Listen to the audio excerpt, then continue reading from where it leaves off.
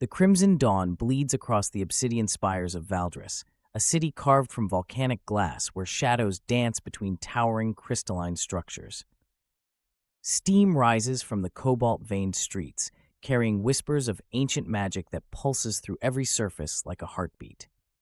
Serafina emerges from the Ember District's narrow alleyways, her silver hair cascading over shoulders draped in midnight blue robes that shimmer with embedded starlight fragments. Her eyes, the color of molten amber, scan the bustling marketplace where merchants peddle everything from phoenix feathers to bottled moonbeams.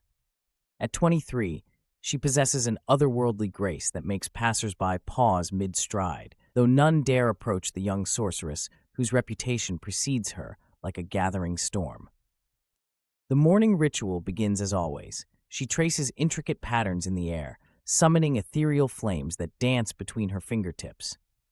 These are not ordinary flames, but manifestations of her soul's essence, each flicker containing memories of her grandmother's teachings, lessons learned in the sanctuary beneath their ancestral home, where crystals hummed with accumulated wisdom.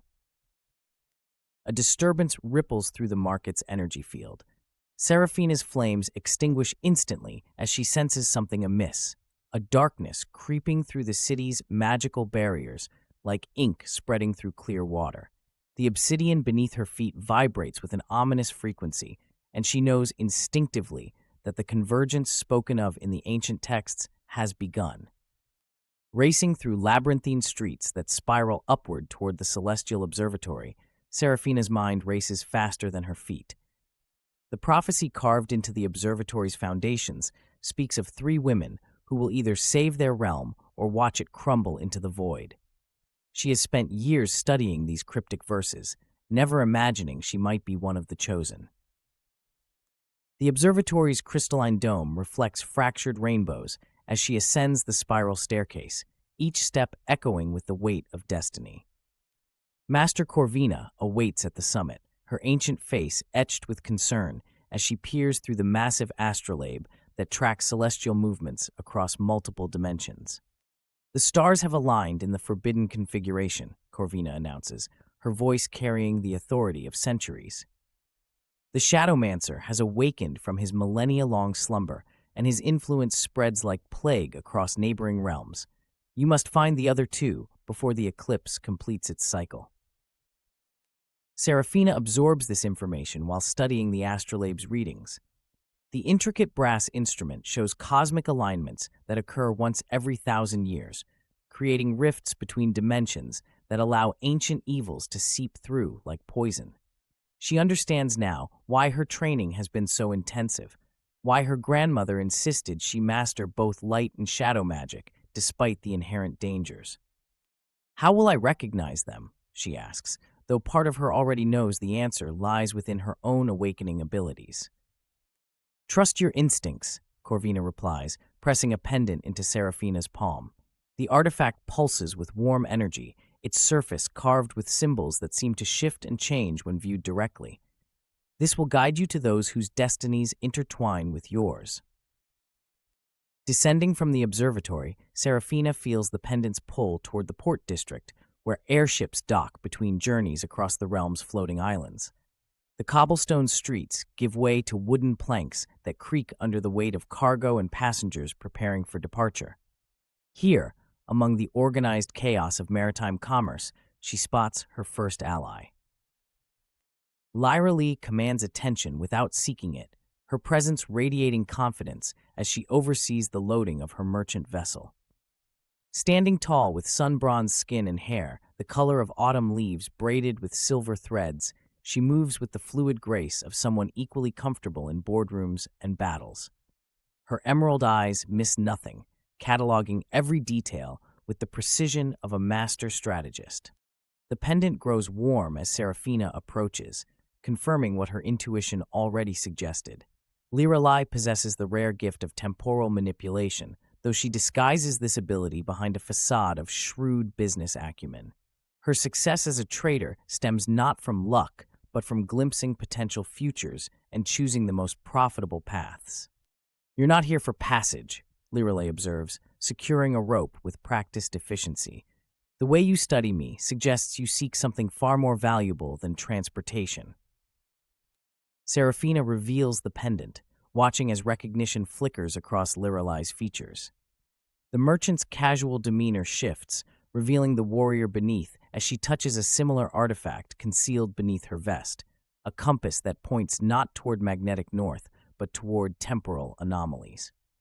I've been dreaming of burning skies and shattered dimensions, Lorelai admits, her voice dropping to avoid eavesdroppers. My compass has been spinning wildly for days, pointing toward something that shouldn't exist yet. The convergence? Their conversation halts as the harbor erupts in chaos. Shadowy tendrils burst from the water's surface, writhing upward like malevolent serpents seeking prey. Dock workers flee in terror as the creatures phase through solid matter, their touch draining color and warmth from everything they encounter.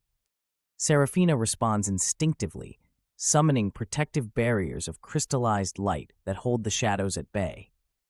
Lorelai's abilities manifest as temporal distortions, slowing the creature's advance while creating escape routes for fleeing civilians. Together, they fight with synchronicity that suggests lifetimes of partnership, though they met mere moments ago. The battle ends when Serafina channels her most advanced technique, weaving light and shadow into a binding spell that banishes the creatures back to whatever dimension spawned them. The effort leaves her drained but victorious, earning Lorelai's respect and confirming their alliance. There's a third, Lorelai states, consulting her compass as it settles into a new direction. Someone waiting in the verdant reaches, where the ancient groves hold memories older than recorded history. They commandeer Lorelai's fastest airship, a sleek vessel powered by captured storm clouds that propel them across landscapes that blur from obsidian cities to rolling meadows dotted with luminescent flowers. The journey provides opportunity for deeper conversation, revealing the scope of their individual abilities and the challenges ahead. Serafina explains her heritage as the last of the Stellamancers, wielders of starfire who once maintained balance between light and darkness. Lorelai shares her burden as a chronarch, capable of perceiving time's branching paths, but forbidden from altering major events without consequence. Both carry the weight of extraordinary power, coupled with equally extraordinary responsibility. The verdant reaches unfold below them like an emerald tapestry, woven with silver streams and golden clearings, where ancient trees reach toward the sky with branches that seem to touch the clouds. Landing in a grove where the air shimmers with concentrated life energy, they follow the pendant's guidance deeper into the forest's heart. Taviana emerges from between the massive tree trunks like a manifestation of nature itself, her appearance so perfectly harmonized with the environment that she seems more spirit than mortal. Her skin bears intricate tattoos that shift and flow like living vines, while her hair cascades in waves the color of fertile earth streaked with silver. Eyes, like deep forest pools, regard the newcomers with ancient wisdom despite her youthful features. As the grove's guardian and final member of their prophesied trio, Taviana possesses dominion over all living things within her domain. The trees whisper secrets in languages forgotten by civilization, while woodland creatures serve as her eyes and ears across vast distances. Her magic flows directly from the world's essence, making her simultaneously the most powerful and most vulnerable of the three. The corruption spreads faster than anticipated, Taviana reports, gesturing towards sections of forest where leaves blacken and branches wither, despite the abundant life energy surrounding them. The Shadowmancer's influence seeps through dimensional barriers, poisoning the very foundations of existence. She leads them to the grove's heart, where a massive tree serves as both temple and archive. Its hollow trunk contains crystallized memories of ages past, showing visions of the Shadowmancer's previous emergence and the heroes who sacrificed everything to imprison him. The images reveal the true scope of their enemy's power, a being capable of unmaking reality itself by severing the connections between all living things. Our predecessors succeeded through unity, Taviana explains, touching the crystal formations that pulse with recorded history. Each represented a different aspect of cosmic balance, matter, energy, and time, Together, they created a binding that has held for 1,000 years, but now weakens as the convergence approaches completion. Studying the ancient records, the three women begin understanding their roles in the approaching conflict. Seraphina must master the synthesis of opposing forces, learning to wield light and shadow as complementary rather than contradictory energies. Lirelei needs to embrace her temporal abilities fully, accepting the responsibility of potentially altering destiny itself. Taviana faces the challenge of extending her influence beyond her grove, risking the connection that grounds her power. Their training begins immediately, each pushing beyond previously accepted limitations under pressure of impending catastrophe. Seraphina practices combining her starfire with shadow magic, creating new forms of energy that exist in perfect balance. The process proves agonizing as opposing forces war within her body, but gradually she achieves harmony between elements once thought irreconcilable. Lirelei explores deeper levels of temporal manipulation, learning to perceive not just possible futures, but the underlying currents that shape probability itself. She discovers her ability to create temporal anchors, fixed points that resist alteration even when surrounded by chaotic change. This skill will prove crucial in maintaining stability while reality itself comes under assault. Taviana extends her consciousness beyond the grove's boundaries, establishing connections with life forces across the entire realm. The effort requires tremendous sacrifice as she literally roots herself to the world tree, accepting permanent transformation in exchange for expanded power. Her human form becomes increasingly plant-like, but her ability to coordinate all living things grows proportionally. Days blur into nights as they prepare for the final confrontation, their individual training sessions interspersed with joint exercises that forge them into a unified force. They learn to weave their abilities together, creating combinations of magic that exceed the sum of their individual powers. Seraphina's balanced energy provides the foundation, Lirelei's temporal control offers precision, and Taviana's life force grants endurance. The eclipse begins as a thin shadow creeping across the sun's surface, but its effects ripple through dimensions with increasing intensity. Reality wavers like heat shimmer as the Shadowmancer's prison weakens, allowing his influence to seep through barriers that have contained him for a millennium. Dark creatures emerge from tears in space, while corrupted energy spreads across the land like infection. Standing at the convergence point where dimensional boundaries grow thinnest, the three women face their ultimate test. The Shadowmancer manifests not as a physical being, but as pure negation, an absence that devours light, warmth, and hope with equal hunger.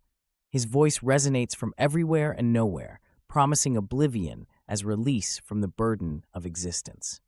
"You cannot stop what has already begun," the entity declares, his words carrying the weight of cosmic inevitability. "I am the endpoint toward which all things naturally progress, the silence after the final note, the darkness beyond the last star's death." Seraphina steps forward, her balanced energies creating a sphere of stability around her companions. "You represent stagnation disguised as peace. True balance requires constant change, growth, and renewal." The battle transcends physical reality as they engage forces that operate on cosmic scales. Lirelei anchors them in a temporal bubble that provides stability while chaos rages around them. Taviana channels the life force of countless beings, creating a network of power that spans dimensions. Seraphina weaves their combined energies into increasingly complex patterns, each configuration designed to constrain their enemy's influence.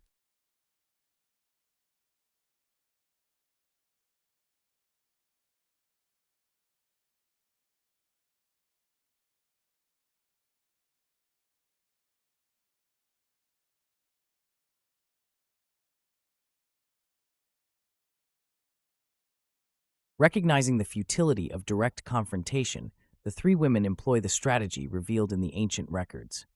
Rather than trying to destroy their enemy, they work to re-establish the cosmic balance that his presence disrupts. Seraphina creates new synthesis between opposing forces, Lirelei stabilizes temporal flows, and Taviana reinforces the connections binding all living things.